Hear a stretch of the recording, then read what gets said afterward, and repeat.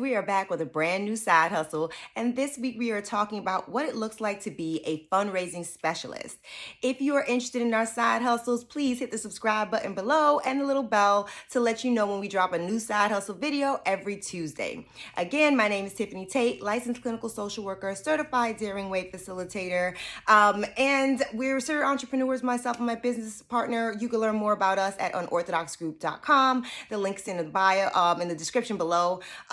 Other than that, let's jump right on in. What are we talking about when we talk about a fundraising specialist? So a fundraising specialist is essentially the individual who goes on behalf of an organization, an agency. This can be nonprofit or a for-profit in terms of a social enterprise, maybe division of a for-profit. But more so, this shows up in the nonprofit scene. And this individual goes on behalf of that agency and secures funding in terms of grants, in terms of sponsorships, sometimes in terms of even investments in the for-profit side. But this person is sort of the scout and the connector of that network. So, number two, what does it look like? It looks like a network maker. This person is usually very well-connected socially and professionally. This person usually has a really good professional network in their back pocket already, even before they maybe even jump into this world. This person is usually very skilled as an orator, and they speak very well. They're known to close deals, maybe good at pitches as well. But this person usually is very genuine, and they need to be very trustworthy on behalf of the agency as well as the person providing the sponsorship, the funds, or so forth. So this person takes on a lot of different hats, I would say, but their job is to represent the agency and secure funds for that agency to get the agency closer to their mission. Step three, when we talk about what choosing or doing the research around this, you have to determine what does your background look like and why would you want to be a funding specialist? You may be preset to do something like this. Maybe you have exposure from doing grant writing. Maybe you've been even an administrative assistant at an organization and you led the tours for investors or board members, and you were really good at building relationships. This is probably something that's very good for you, and you may have the connections you don't even realize in your back pocket to start. But you have to find a mission, and you have to find the ability to get in somewhere that will allow you to represent them to go secure funds. And you have to get your name out there, right? So that goes into step four. Doing the work. You got to get out there and tell people you are able to secure them funds.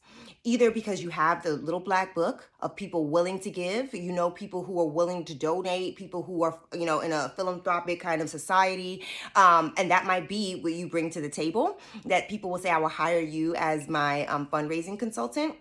Or it's your ability to network, being very bubbly. Maybe you're extremely organized and you can find email addresses and follow up with people via LinkedIn, and that's how you get it done.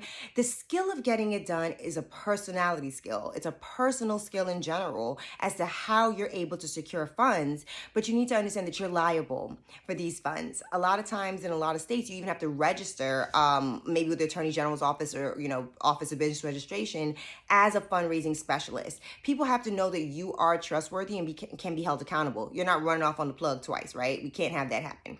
So you are out there determining who you want to work with, what kind of places that you may want to represent, what kind of connections you may have in your back pocket will help you to determine where's a good place to present your services to. And then we're going into step five, how to get paid doing this. So this job I usually see between $100 to $150 an hour, which can be extremely good money. There's a lot of caveats. You can't really cut yourself into a lot of these deals when it comes to nonprofits. You can't say, if I bring you this, you give me X. A lot of times, most states will not allow that. There's a lot that goes into that. So you're coming up with set hours or set project amounts, and you're really putting more about than getting paid. It's about making yourself known, showing up wherever you can show up, and offering the service, because a lot more people are looking for this service than you even realize is out there. So show up. Conferences, networking events that nonprofits are going to be attending, NASW events, anywhere you see that a lot of other social workers or social work leaders will be there, you want to drop your name in your card, stating who you are and what you can do. I'm going to tell you straight up, social work, has my heart, it's also a business, right? If you want to get paid, one of the easiest ways to get paid as social work side hustle is to show people how you can help them make money. And when you can help people make money, they're more likely to help you make money. I'll leave you with that today. If you are interested in our side hustles, please hit the subscribe button below. We drop this every week on a Tuesday. We look forward to seeing you next week. Have a blessed week, guys.